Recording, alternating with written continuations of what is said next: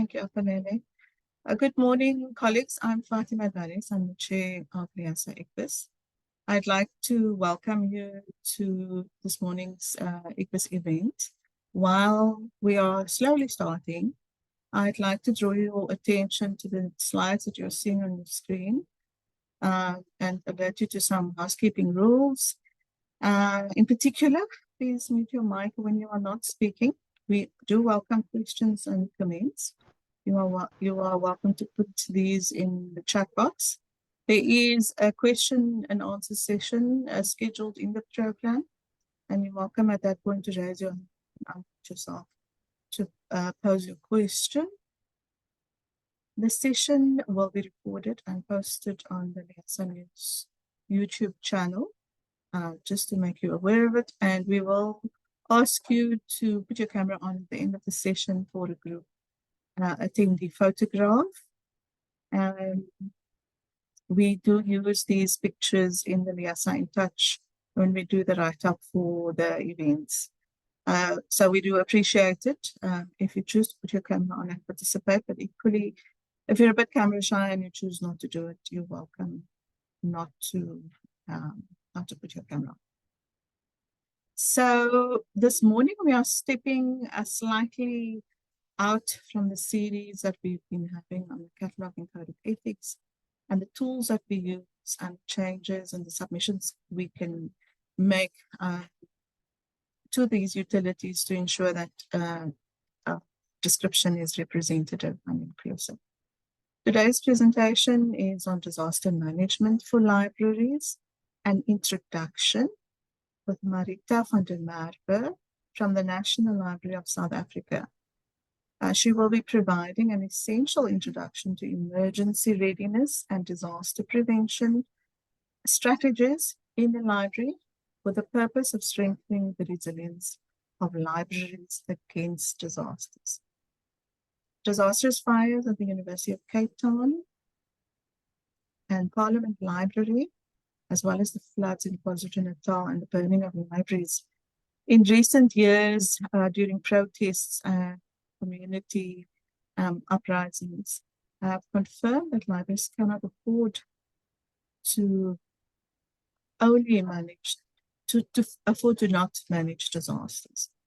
As custodians of collections, we must manage the prevention of disasters and maintain a vigilant state of readiness to mitigate the potential risk of disasters that might threaten the well-being of the collections in our care. Apart from the well-known risks of fire and water, we also must contend with pests. And at a recent conference, I don't know, colleagues, if you know Nelly Summers, she's quite well known. She called pests the silent disaster because of our weather conditions. We're not always aware that our collections are being infested by these pests.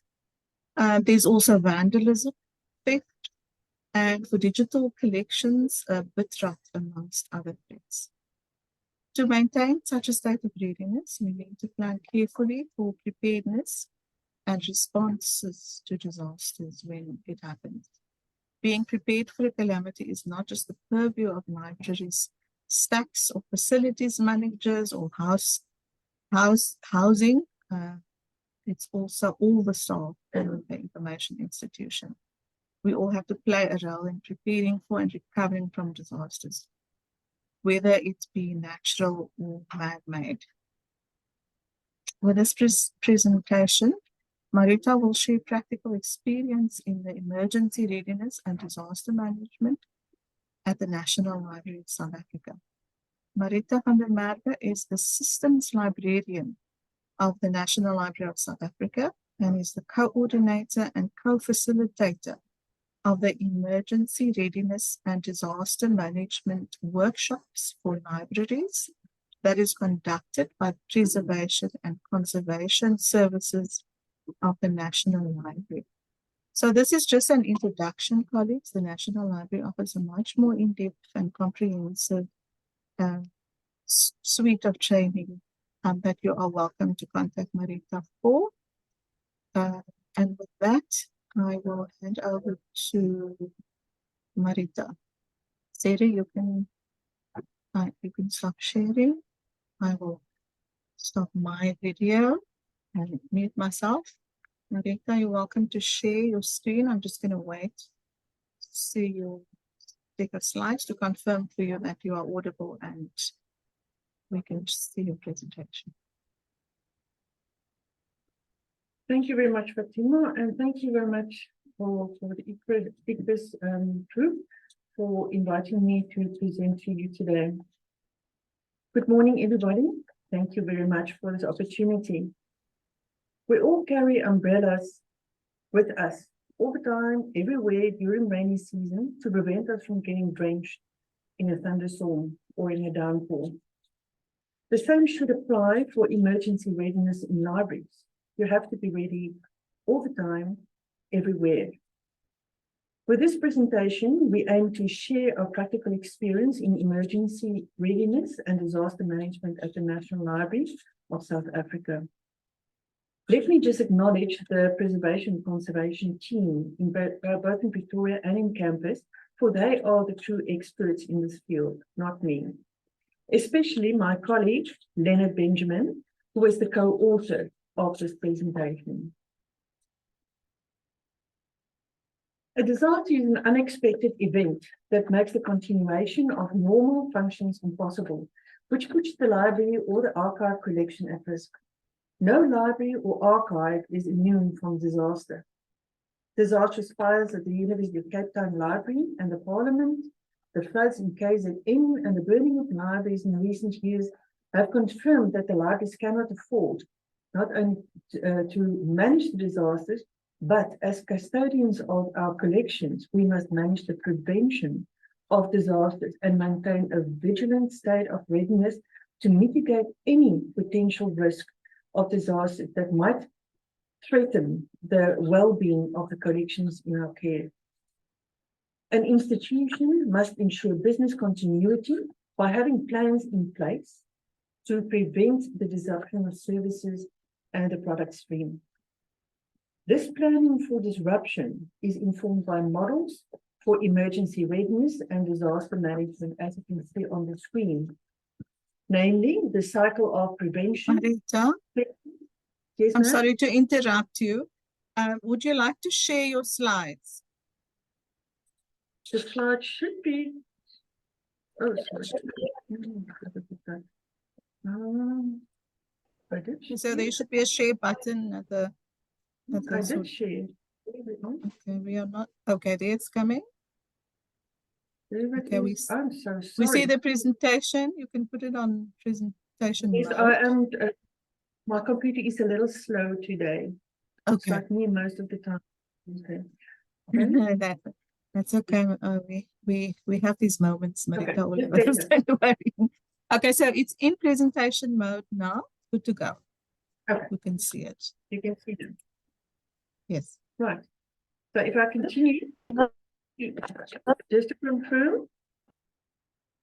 Hello? Everything yes, okay? please go ahead. Yes, we can see it. You're good to go. Okay. So with the models, we have the cycles for prevention, preparedness, response, and recovery. Now, according to Ogden in 1996, who already mentioned that the above mentioned 4 phases can be divided into 3 stages. That is the before the disaster, which is your prevention and preparedness. That is your pre-disaster. And then during the disaster, when it actually happens, then you get the response phase. And then there's the post-disaster or after the disaster, which is the recovery to restore the activities and services. The focus of this presentation is on the pre-disaster stage, which is the prevention phase. The types of disasters that libraries must prevent and plan for includes natural disasters such as earthquakes, floods, infestations of biological agents. Humans are the worst biological agents, with intentional or accidental abuse, resulting in fire and water damage, which is mainly due to maintenance neglect and poor environmental management. I want that to sink in, because currently there's a whole issue about service delivery, and service delivery depends on maintenance and repair of damaged property. Okay, so apart from that, the geography might also play a major role. For instance, in arid areas, you get it that it's prone to flash floods, excessive humidity causes mold and insect infestation, while the people in KZN and all the rural, the coastal areas can attest to that. Rainstorms cause severe water and wind damage, and electrical storms causes lightning that ignite fires. Fortunately, South Africa is not prone to earthquakes, cyclones, or tornadoes. But I think we should change that, because currently we are experiencing some of those happenings here as well. Other causes might be political and social unrest, rioting, bombings, vandalism, which result in the destruction of property. During my tenure as part of the Mzansi Libraries online project, we encountered quite a lot of problems where people are unhappy with service delivery, and then the first thing that they will attack would be the municipal buildings, which will normally in the smaller towns include the clinics and the libraries. So it's just a natural or a human instinct to go for the places which are actually most vulnerable, which is very sad. Economic factors like limited funding for maintenance, repair, restoration, and replacement also contribute to making the disasters, and so does neglect due to other priorities, specifically limited or no funding. We all have a battle with budgets. I think everybody can attest to that. In disaster management training and preparedness practice, the focus is usually on safety of staff. That is why you have your evacuation drills, and you have your signage all over the building, and you have your charge for evacuation, the maps of the building. And then also for after the crisis, there is the recovery phase and the salvaging of the material which has been damaged in the disaster. However, we can ask how much attention is given to the prevention phase, where we can actually prevent disasters from developing, or the risk of disasters from developing and causing problems.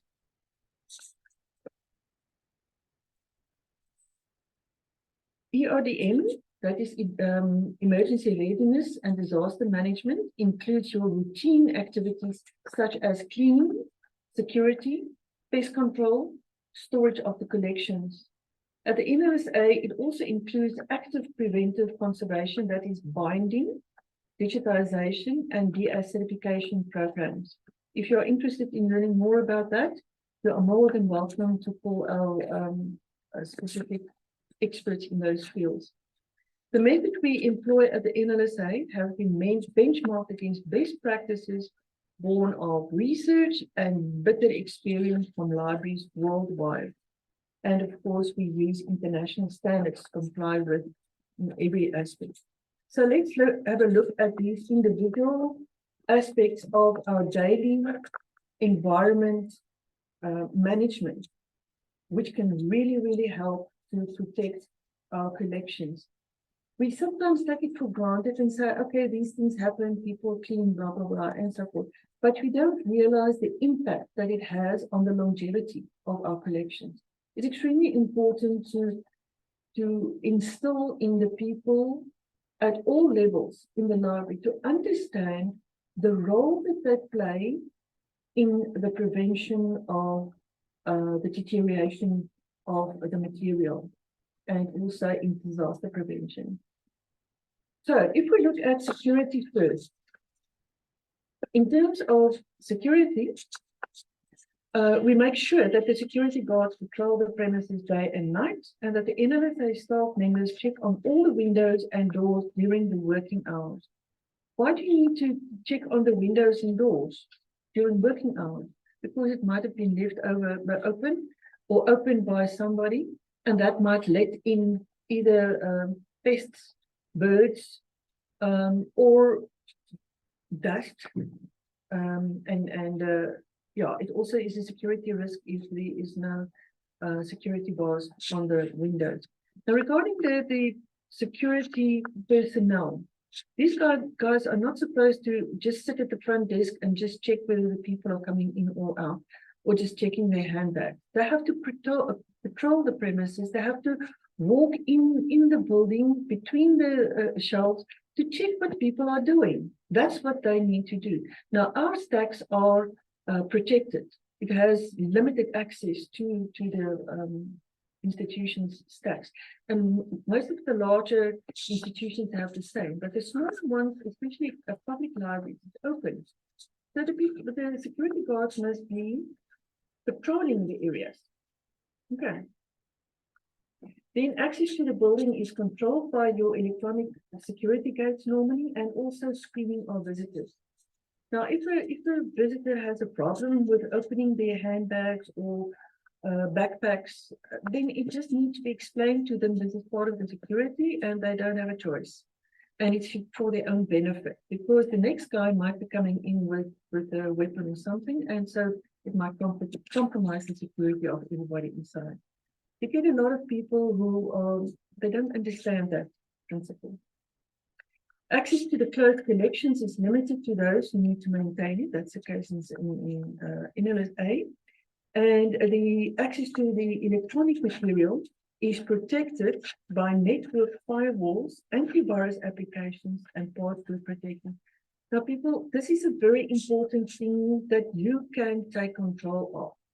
If you have digital material, make sure that not only do you have it as a backup and as a form of preservation, you also need to make sure that hackers cannot access the content, because then you might get into trouble. So make sure that these things are in place. Also, make sure that protocols are in place and applied for reporting and managing theft and vandalism. It's all good and well to have the security guard identifying a person who's stealing a book. But what do you do next with that person? What is the next step? Do you know what is the procedure? What are the protocols that are in place to manage such a situation? So make sure about those protocols. Patrons must be informed about the rules of the library with posters and notices to remind them. It doesn't cost a bundle of money to put up a poster, even if it's handwritten or just printed on plain paper. It makes sure that people understand what they can and what they can't do in a library. Now, in terms of the shelving of the books, the storage and the handling of the books, it's very important that books are shelved on flat, smooth shelves, which are strong enough to support the weight. You don't want the shelf to come crashing down on people. And ideally, the books should not come into contact with unsealed wood, which can release organic acidic vapors. A wooden bookshelf looks very nice. It's beautiful. I love wood. But you have to make sure that it's sealed properly so they don't have these acidic vapor. That's why the steel shelves are much more practical. Where applicable, we will line the shelves with acid-free board to avoid the problem. If you have wooden shelves, make sure that the books are protected from the vapors, and the books must be moved only on trolleys and crates built for the purposes thereof. Don't carry 15 books in your hand. You are bound to let them fall. Also, books must be placed vertically, close together, and we use book ends to prevent the books from collapsing. Now, as you can see in the little picture, those books that are standing skewed on the side, they will definitely adopt that position, even if you take them down and you open them. Prevent that by making sure that the books are standing vertically straight. Periodicals such as newspapers can be stacked flat on large shelves, and magazines must be stored vertically in acid-free boxes. And also what we do, we for the production of the newspaper, not the newspapers, for the magazines and the periodicals, we bind the volumes. The books we de-acidify, and if we bound the volumes, then they get a hardcover, and you have all the volumes from one year. For instance, they are all together in one volume, and that also helps to prolong the longevity of the books, and it also counters the acidic properties that you might find in the paper. So the life expectancy of the material is then protected.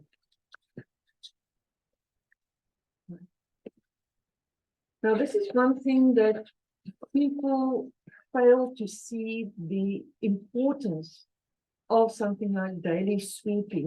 It's a boring job for any person. Ask anybody who had to do their own sweeping during lockdown. It's not nice to keep on doing the same thing. But the important thing about daily sweeping is that will prevent the dust and other pochas and thingies to accumulate. Now, in accordance to the IFLA guides for the care of collections, daily cleaning of the stack rooms are executed daily by cleaning staff under supervision.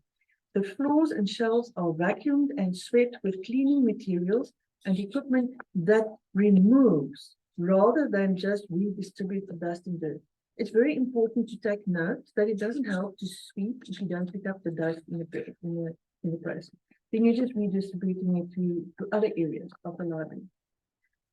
We also prevent mold buildup by vacuuming, and we are making sure that the air is circulated regularly. So you have to open the windows and the doors and so on for air circulation to make sure that the dust cannot build up. Also very important, it looks very nice, but it's not practical. Do not allow living plants in the building because they collect pochas. And do not shelve books directly against the outside wall because there are either windows or there might be damp or mold that damp in the walls, and that might then turn into mold. Now, in order to make sure about all these things, we have to maintain moderate temperature and relative humidity. Generally, books and documents need steady temperature, ideally between 16 and 19 degrees Celsius, although this might be difficult to achieve. A compromise of 19 to 21 degrees Celsius would be sufficient. That also touches on the range for human comfort. The industrial standard for human comfort is between 20 and 24. So this touches on that. Our daily routine includes monitoring of the temperature in the stack rooms, and we regulate the preferred temperature by maintaining air conditioning units. In other spaces, librarians might consider opening and closing windows and doors and switching off heaters. These people, heaters and air conditioning set at 30 degrees does not help any material in a library. Your discomfort, if your heater is switched off, just take into account the comfort zone for humans is between 20 and 24. So you should be comfortable and able to be productive in your work at that temperature. You don't need 30 degrees to work properly. Then the relative humidity, the RH, should be as stable as possible, preferably between 45 and 55 degrees. Now that's a big issue for people on the coastal areas where your normal humidity can go up to 98%. And that is when you close the doors and the windows and you put on the aircon if you have. We take readings regularly and record it in a logbook. This is especially useful when you need to motivate the purchase of equipment to protect the collection. I have found that if you collect information that can act as motivation for the people who hold the purse strings, if you can motivate them to say the industry standard and the best practices indicates to us that we must keep our books between these temperatures and this humidity. And unfortunately, we have logged for the past 3 months that ours is way above all of that. So we need to invest in the correct equipment in order to ensure that we can ensure the longevity of our collections, because it's cheaper eventually to buy a mobile air conditioning unit than to replace the whole collection of books. That's the first. In terms of light, the sources of light in the library might be direct sunlight or artificial electrical lights. All the new libraries are beautiful with these big skylights and natural light flowing in. Unfortunately, the UV, if the windows are not protected with UV films, then you will get UV damage on the material. Being exposed to the ultraviolet radiation even for short periods can cause color fading, yellowing, and weakening, or even disintegration, especially with things like newspapers and journals and so on. Although the fluorescent lighting is high in UV content, it is usually installed in libraries because it generates less heat, and it's also more economical to operate. So that's a fact that we have to live with. But try and make sure that the collections are not close to these lights, where they can cause UV damage. Therefore, we do not shelve the books in direct sunlight, and we add UV filters to the window where possible. Investment in prevention. In terms of fire safety precaution, we can say that already in 1984, John Morris, who is a safety and fire protection engineer, he stated that more than 70% of all library fires are combustible in origin. That's a fact, we all know that. Other fires originate in malfunctioning heat sources, mechanical or electrical systems, or lightning. Now, arson, vandalism, and mindless destruction are also causes, but that doesn't happen every day.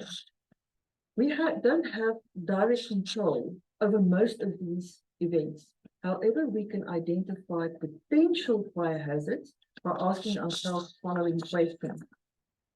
Is there debris inside or outside the building? In other words, do we have people picking up the gemors that's lying around the premises? Because those, anything that's lying around will attract vermin. Are the extension cords being overused for electrical equipment? Please go and check how many add-ons you have on your extensions, and your plugs, where you need to add extra plugs for your phone charger, for the phones, for this and that. Just go and check on that. Is smoking allowed in or near the building? I don't think that is too much of a problem these days, but it still can be. How are flammable and hazardous materials stored and disposed of? Is it just dumped into the dustbins, or is it properly disposed of in a responsible manner? Are valuable materials stored in fireproof vaults, or in shelving units, or in fireproof cabinets? If you don't have a vault, try and invest at least in a fireproof cabinet, just to make sure that the most valuable content is not exposed to fire. Does everybody know how to handle a fire extinguisher? I wish I could do a poll here to see how many people present know how to use a fire extinguisher. it's all good and well to comply with health and safety regulations. You have the fire extinguisher and it's being checked every year and signed off. Yes, we have it, we are ready. But none of us have ever practiced using it. Make sure that you know how to use a fire extinguisher. Practice with it. It is a very strange thing. The first time that you press that thing, it feels like it explodes. So if you have practiced with it, you know that that's normal. It's how it should work. So go and check on your the fire extinguishers and practice with it. Is your emergency contact list up to date? The one that is posted on the wall, on the notice board, it doesn't help if you have the name and the contact number for the fire brigade, and when you call the number, it's been disengaged. It doesn't exist anymore. So make sure that your emergency contacts lists are up to date. These are things that we can do on a daily basis to prevent disasters. So, by responding positively to these questions, we minimize the potential risks in our buildings. Very important thing. Then, just a quickie on outside the buildings, the lack of building maintenance as major contributor in library disasters has been reported in literature. If you read up on disaster management in libraries, this is the main thing that we all complain about or report on the researchers. For instance, by Morgan and Smith in 1997 already, and Gulubi and Magazi in 2005. And they said that trees surrounding the buildings must be trimmed. The branches or the tree might damage the roof during severe storms, or it might cause a fire hazard if it is struck by lightning. It's nice to have trees around the building. Make sure they are not causing a problem for the building. Also, the gutters must be cleaned and the roof must be sealed to prevent leakage. Cleaning the gutters only takes one guy to get on a ladder with a broom or a long stick or whatever, and then go and clean it. But please don't get on the building roof yourself if you're not covered by insurance. Windows and doors must be locked tightly to prevent pollution from entering the building. Especially after hours, over weekends, people leave the windows and doors open, the birds come inside and find a very nice nesting place on the shelves. Yeah, big problem. Now, inside the building, our routine tasks include daily checks on suspect areas. So, for instance, if you know there's an area where the roof is leaking, make sure that that is recorded and reported. Keep a log of all these things. As a temporary measure, you can use buckets or newspapers or even sandbags to prevent the flooding from expanding. So, but make sure that it is attended to in a proper way. You can't have a bucket below the roof for a long period of time. It doesn't solve the problem, and it also causes mold in the direct environment. So also power outages can render the electronic systems useless unless the library has generators and fuel. Now, most of the public libraries, they will battle with these equipment. They might not have it. So then you go back to manual security systems where people will search the bags and they will check on people from time to time. It's very important that people still know the basic security practices so that if you do not have electricity, you must be double vigilant. Infestations, pest control in libraries can be a very big problem. So to prevent the pests from entering, a few basic principles can be applied. Keep the windows and entrances secure. Food and plants must not be near the collections. No live plants, and also no eating. There's a reason why people are not allowed to eat in the library. Not only do they damage the books by putting the greasy fingers on it. They mess with crumbs all over the place, and that attracts the ants and the cockroaches and even the rodents. So make sure no eating in the library, no food in plants. Also, all staff must be alerted to report possible infestations.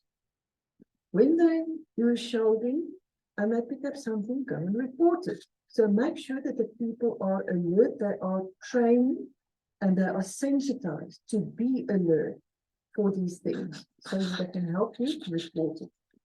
Regular fumigation operations help to prevent the cockroaches and fish moths and so on. And yes, we have limited budgets for these things, but again, explain to the powers for the persons that it is cheaper to fumigate than to replace the books. Something that sometimes gets neglected, not only in libraries, but in other institutions as well. And that is documentation. Documentation for everything.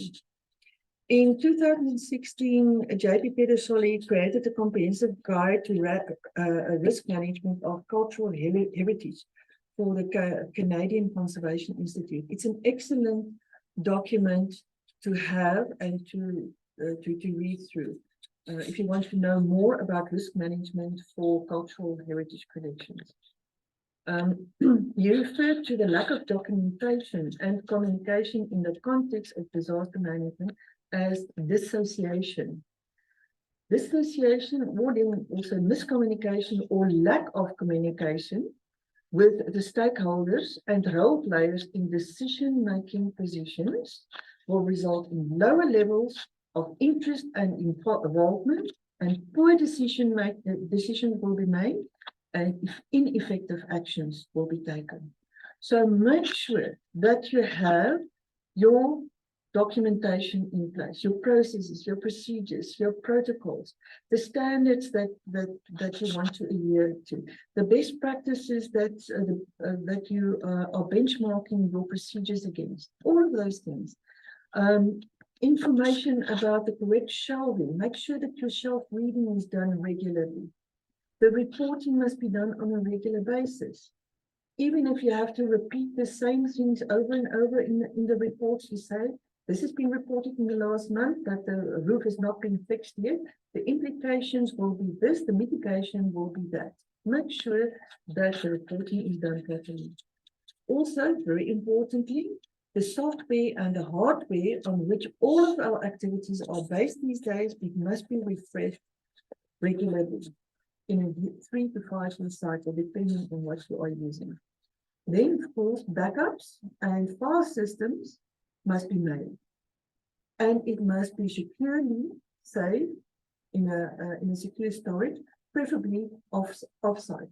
And of course, it's all good and fine to have backups of everything, but make sure that it is restored on a regular basis to check whether it can actually be retrieved.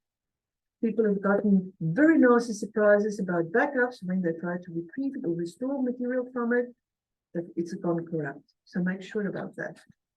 Digitization of frequently used or fragile material is also always very important, but please don't go and shove material just through the multifunctional and scan it as a PDF at 200 dpi. Find out what the correct settings must be for your digitization projects to make sure that you create digital copies that are worthwhile. Then, of course, knowledge transfer. Make sure that the people know what they need to know in order to do all these things. Make sure that the staff are trained and retrained. Some of you may have had 20 years of experience in the library and you think you know everything. Yes, you do, but you need to be reminded of some of the things that you've forgotten because you've moved on. Okay. Obviously, staff awareness, education and training, skills, reskilling is very important. So, and communication, leaflets, brochures, posters, signage, those are all things that can be done that help you to manage the communication in the library to the benefit and well-being of the collection. So just in conclusion, I just want to quote the American Institute for Conservation. They say, collection care, because this is what all of this is. Collection care is simply being careful to avoid needless damage or loss to a collection. Now, if you want to know more about the Emergency Readiness and Disaster Management Training Program, or you just want to talk to our stack management and collection care specialist, you're more than welcome to contact us. And I thank you very much. Thank you.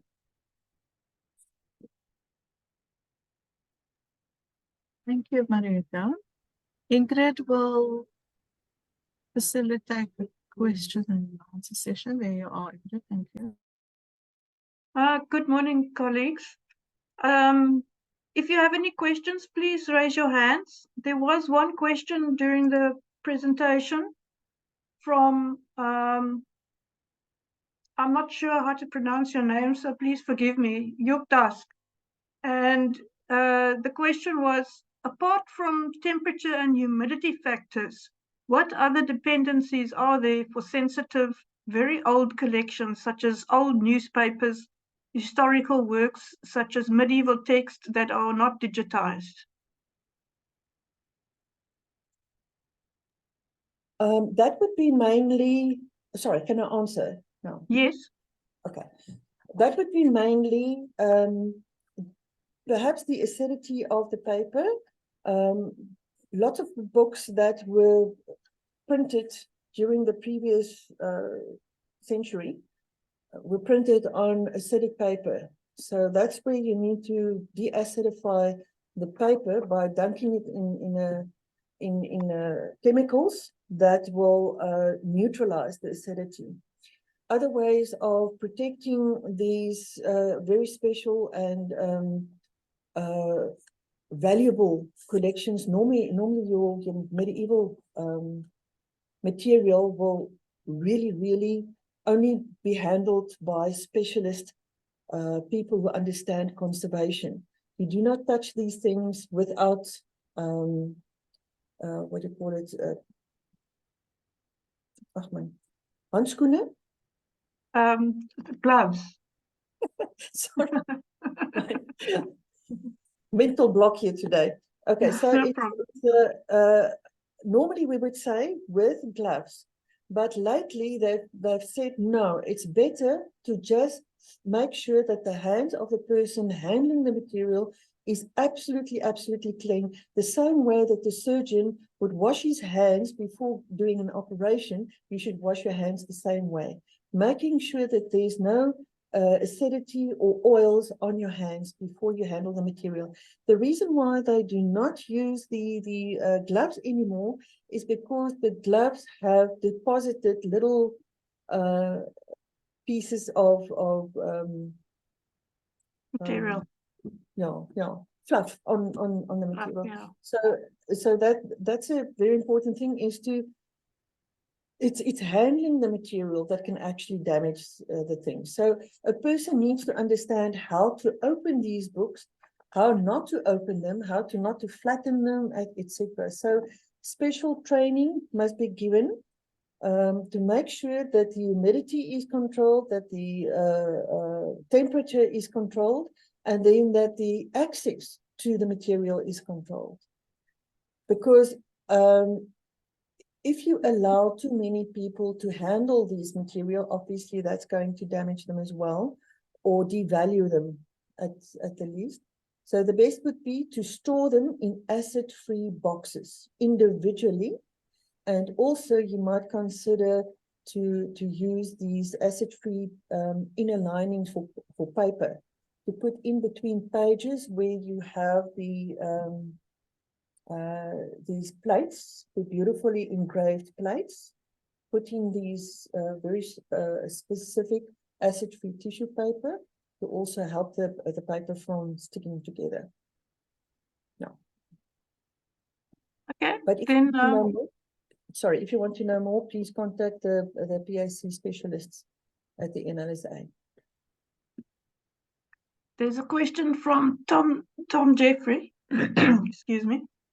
Are there any environmentally friendly solutions to discouraging insects that you can recommend?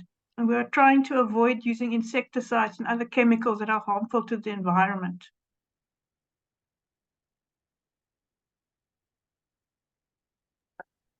That is a very tough one, because lavender and thyme and these things can only take you so far, and because libraries are huge areas, you cannot really spray an area. I'm just thinking what I use at home would be lemon or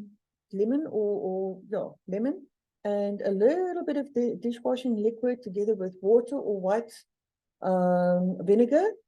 You can make a spray, but then it is wet, and you don't want to spray wet things around the books or between the shelves, because that will then again cause damage to the books and create mold and so on. So the best is to go for the standard fumigation. It's not environmentally friendly, but it's a question of the books against the pests that you have to choose. I'm not aware of affordable friendly what do you call it, as what do you call it,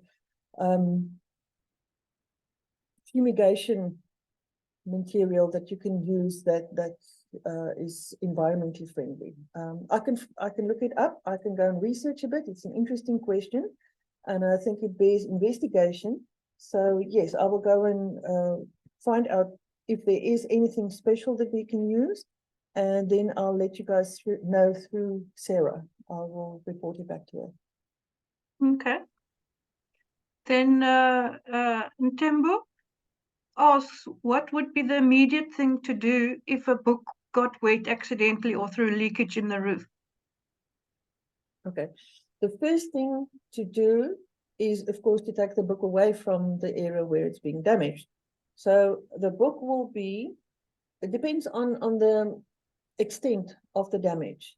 If it's just around the edges of the pages, then the easiest would be to put the book vertically upright and fan the pages so that you can then blow with a fan on it, or you can build a wind tunnel. That's all part of the ODM training, or you can go and Google it as well. YouTube videos, there are lots of them. But the quickest way is to just open the book to let it dry naturally, air dry it. If the book is extensively damaged, it's been dunked in water and it is totally soggy wet, the best thing would be to put it in a plastic bag and freeze it. And then you can then consult with a specialist in the field and then find out exactly how you can try and recover that book. Okay, sometimes books are beyond repair, but sometimes it's a valuable piece of the collection, so you would want to recover it. And if it's really soggy wet, just freeze it, put it in a plastic bag and freeze it, so that whoever, the conservator who will attend to it will give you a better advice on how to handle it. Don't try and lay it flat. That's the main thing. Okay. I don't see any more questions in the chat. Are there any questions, more questions from the audience? Oh, okay, there's 2 new messages. Alvira Lottering writes, lighting, LED lighting seems to be more cost-effective, environmentally friendly, reduce carbon footprint, brighter, etc., than ordinary fluorescent lights. Is this recommended? It possibly will be the way in which buildings will be designed in future, but for the moment, it is not cost-effective on a large scale for libraries to do that. They are migrating to LEDs in certain areas where it's possible to convert. And yes, it definitely is the better option and should be introduced in the libraries if possible. Okay. Any more questions, colleagues?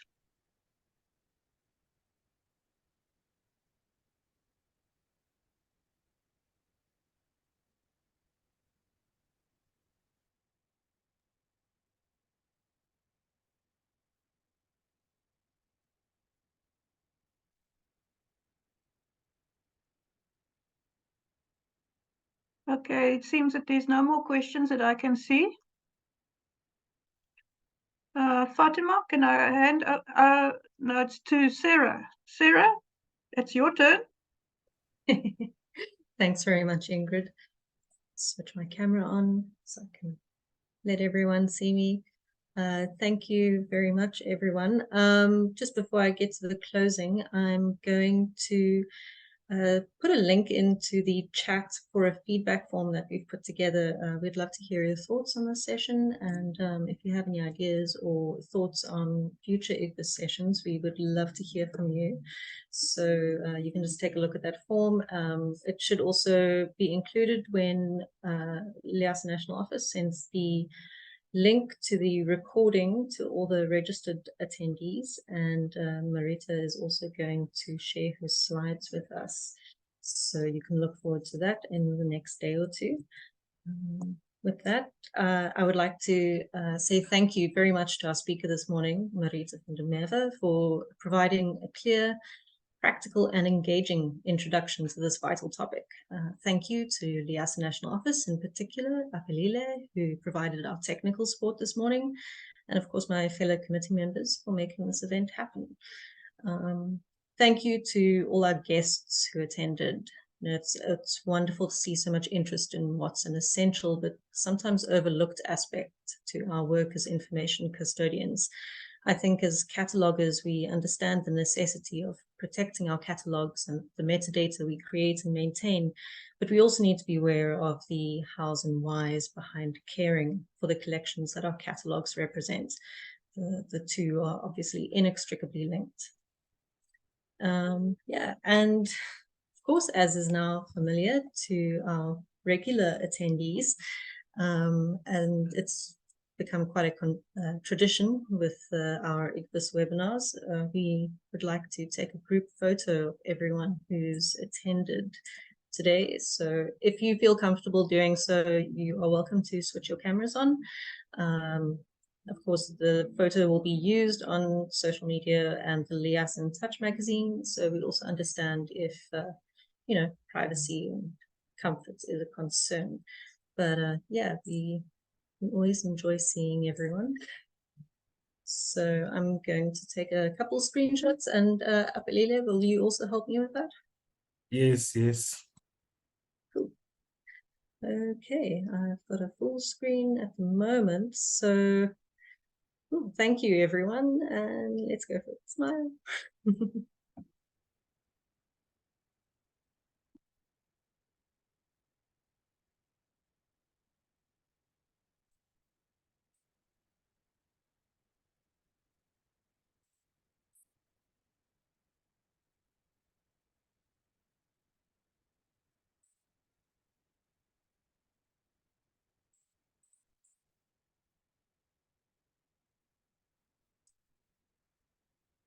So I've got a couple shots. Apelile, are we good? Yes, we are good, Sarah. Awesome. Thank you very much. Thank you again, everyone, for joining us today. I hope you look forward to receiving the recording and the slides. And yeah, we hope to see you again for another IGBIS session soon. With that, enjoy the rest of your day and take care.